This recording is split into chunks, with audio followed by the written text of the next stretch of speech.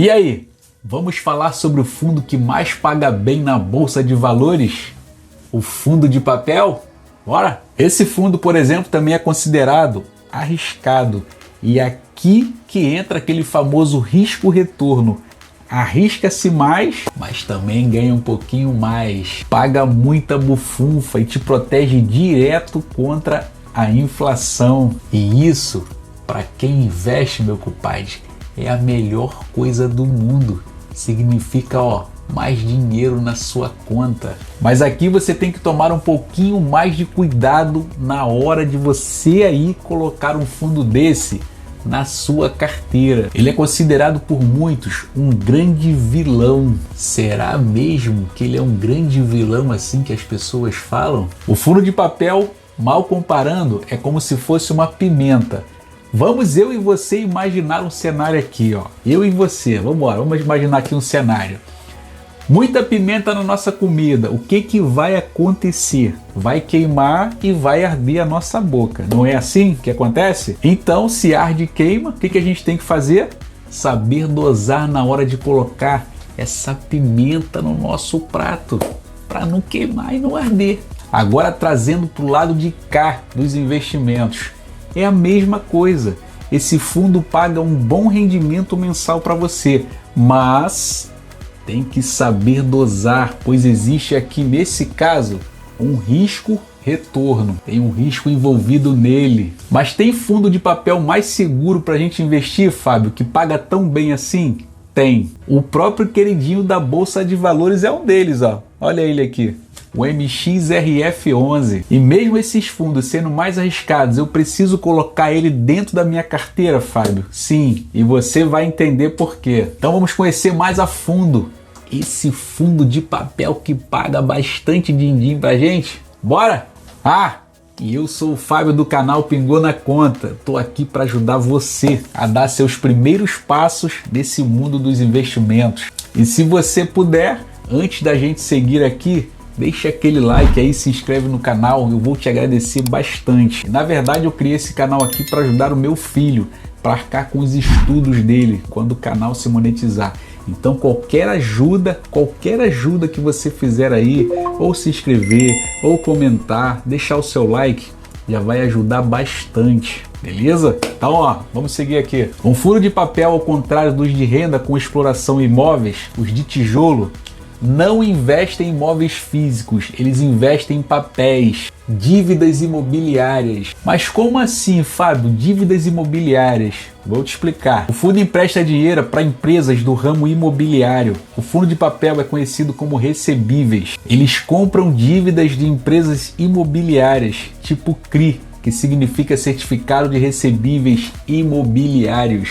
Os fundos de papel podem utilizar algumas formas de estratégias de investimentos, visando gerar lucro para seus cotistas, eu, você e outros. Tipo, títulos de renda variável, ações, cotas de fundos imobiliários, títulos de renda fixa, CRI, LCI e LH visando rendimentos. Os fundos de papéis também podem utilizar mais de uma estratégia para rentabilizar, e ele também pode se tornar um pouquinho mais híbrido do que de costume. Quer um exemplo desses FIs? Aqui, são esses daqui, o HGCR11, o KNCR11 e o WIRDM11. Aqui, são fundos que em crises econômicas performam até melhores que os fundos de imóveis. Quando a inflação, que é o IPCA, sobe, ou a taxa de juros, que é o CDI, sobe, meu compadre, é só alegria. O quê? Eles começam a performar, começam a brilhar, começam a fazer dinheiro, compadre. É muita grana. Eles pagam mais para você, bem melhor que os fundos imobiliários de imóveis, que são mais perenes, os de tijolo. Eles não se movimentam muito em crises. Os fundos de papéis, por exemplo, só para você entender, eles são mais voláteis para cima no momento de crise, se comparado aos fundos imobiliários de imóveis. Risco de se ter fundos imobiliários de papel na sua carteira. Vamos ver? Vamos lá. 1. Flutuação da taxa de juros. Se essa taxa de juros sobe, que é a Selic, meu amigo, você ganha mais. Mas também, se ela desce muito, diminui também o tamanho da sua rentabilidade, ó. Diminui. 2. Flutuação da taxa de inflação, IGPM e IPCA. IGPM paga bem. 3. Crise de risco. Um dos grandes riscos que eu vejo aqui são as altas taxas ao emprestar dinheiro para as empresas. O fundo de papel, por exemplo, ele age como se fosse banco, tá, gente? Mas não é. E uma outra coisa também que é arriscado é a grande concentração de capital destinado a algumas empresas. Ou seja, emprestar um grande volume de dinheiro para algumas empresas somente e elas depois pagarem com uma taxa muito alta. Uma vez que você já tem o indexador dele, que é o CDI ou IPCA alto demais, mas não se preocupe que no próximo vídeo eu falo para você tudo direitinho, tá? Sobre o indexador dele, que é o CDI, que é o IPCA, beleza? Senão esse vídeo aqui vai ficar longo demais.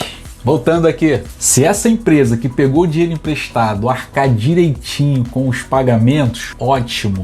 Maravilha, você só tem a ganhar. E muitos ganham mesmo, hein? E ó, muita grana.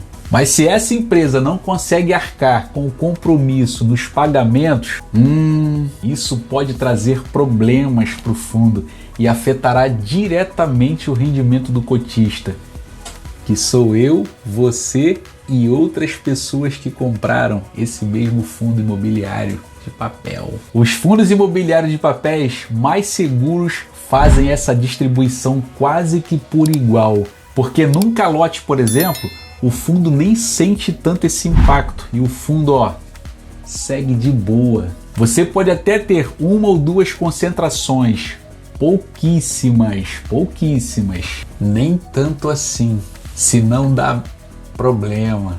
Pensa comigo. Você emprestou, por exemplo, dinheiro para 100 empresas, beleza? E 30 ou 40 delas você emprestou um volume maior de dinheiro. Ó, anota aí, certo? Você não distribuiu por igual para essas 100 empresas. E nesse empréstimo, você incluiu uma taxa alta, tipo, olha, eu te empresto, mas vou cobrar uma taxa.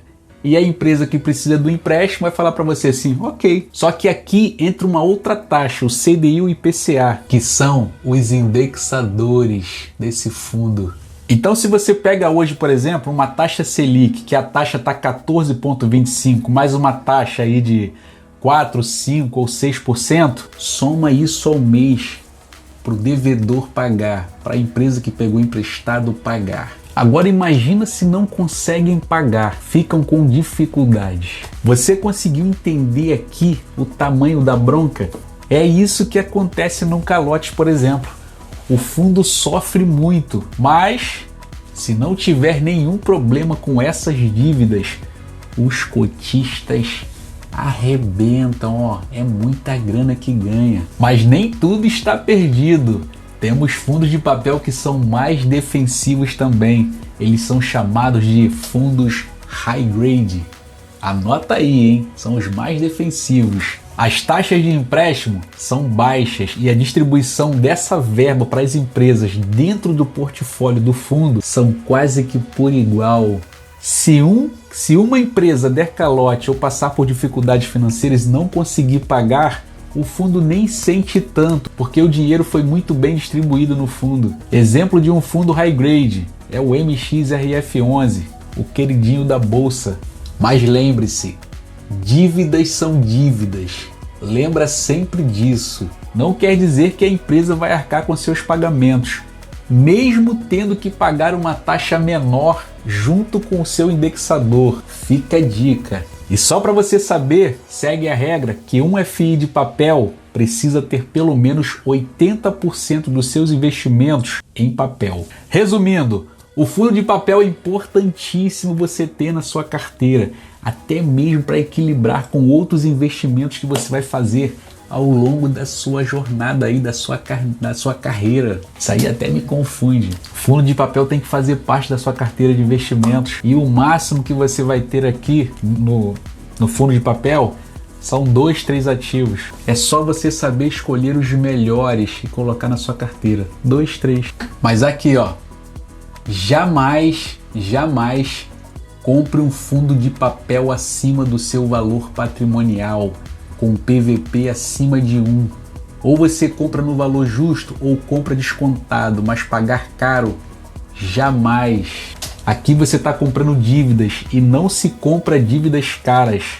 Anota isso aí para você nunca esquecer. Em momentos de crise e que a inflação dispara e a taxa de juros sobe, tipo hoje, por exemplo, março de 2025, esse fundo de papel, por exemplo, se beneficia muito desses momentos e acaba performando muito melhor do que em momentos normais da economia. E só pra gente finalizar aqui, tá? Fundo imobiliário é para você comprar e comprar muito, para você construir seu patrimônio, ó, só compra. Não venda, compre cada vez mais até você passar a viver deles. Você olhando isso hoje pode parecer um pouquinho distante, mas na verdade não é. Só continue. Ali na frente você vai se beneficiar e muito deles, beleza? Aqui, quantas pessoas hoje estão tendo que ir trabalhar para complementar sua renda com 200, 300, 500, R$1.000 por mês? Você vai trabalhar quando tiver velho já? Cansado? Não, né? Então invista para amanhã você estar vivendo com a sua renda. Isso aqui, ó, de investimentos que eu tô passando para você. Então manda ver aí nos seus investimentos. E eu sou o Fábio do canal Pingou na Conta. Te agradeço muito por você ter ficado até aqui, nesse momento comigo, assistindo esse vídeo de grandes informações aí para você, beleza? E se você puder, se inscreva aí no canal, deixa seu like, se inscreve, deixa aquele comentáriozinho dizendo se você gostou do vídeo ou não, se ele te ajudou de alguma forma, ou se você já investe em algum fundo imobiliário, conta aqui para mim nos comentários, beleza? Ó, até o próximo vídeo, valeu!